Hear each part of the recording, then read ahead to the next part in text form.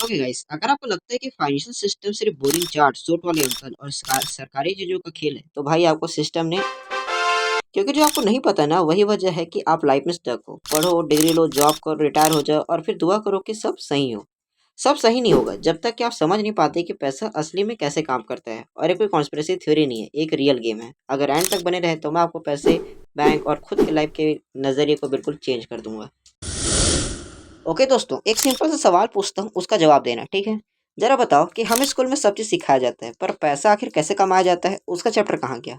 किसी ने ये क्यों नहीं बताया कि आखिर बैंक पैसा कैसे कमाता है, कि कैसे बैंक आपका ही पैसा लेके, यानी कि हमारा ही पैसा लेके दूसरे को उधार देता है और फिर उसमें से इंटरेस्ट कमा के आपको सिर्फ 2.5 या 3% इंटरेस्ट देता है, वो भी ऐसा जैसे कोई एहसान कर रहा हो।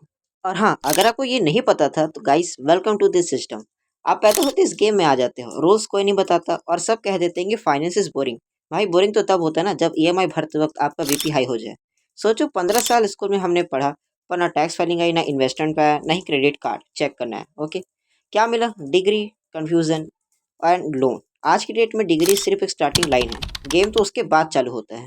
और हाँ, यहाँ पर मैं स्कूल और डिग्री को गाली नहीं दे रहा हूँ, मैं बस इतना कह रहा हूँ कि जो चीज़ हमको बेसिक चीज़ें जो हमें सिखाई जानी चाहिए फाइनेंस के बारे में, वो हमें अब सीखना पड़ रहा है।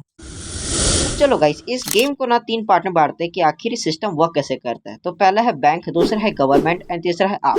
तो सबसे पहले बात करते हैं बैंक की। तो देखो, जैसे मैंने आपको बताया कि बैंक आखिर काम कैसे करता है, इसको एक और एग्जांपल समझाता हूँ। मान लो कि एक बैंक है जिसमें आपका अकाउंट है और उसमें आपने 1,000 रुपए जमा किए हैं। अब बैंक उसको क्या करेगा, उसमें से 900 रुपए किसी को लोन दे देगा एंड जो भी उसमें से इंटरेस्ट कमाएगा उसमें से कुछ परसेंट इंटरेस्ट आपको दे देगा। And how this reverse banking system work. And हाँ, जिसको भी लगता था ना कि पैसा हवा मल्टीप्लाई होता है, तो देख लो भाई, ऐसा मल्टीप्लाई होता है बैंक। यानी कि ना दोस्तों, बैंक कभी भी आपका पैसा रखता नहीं है, वो इसे घुमाता रहता है एक साइकिल की तरह, जब तक पैसा मल्टीप्लाई हो रहा है तब तक। बात करते हैं दोस्तों गवर्नमेंट एंड सेंट्रल बैंक की। अब देखो, जब आरबीआई ना पैसा प्रिंट करता है तो आपका जो पैसा है वो कम वैल्यूबल बन जाता है, यानी कि इन्फ्लेशन एक इनविजिबल टैक्स की तरह होता है जो मिडिल क्लास को साइलेंटली बर्बाद करता है।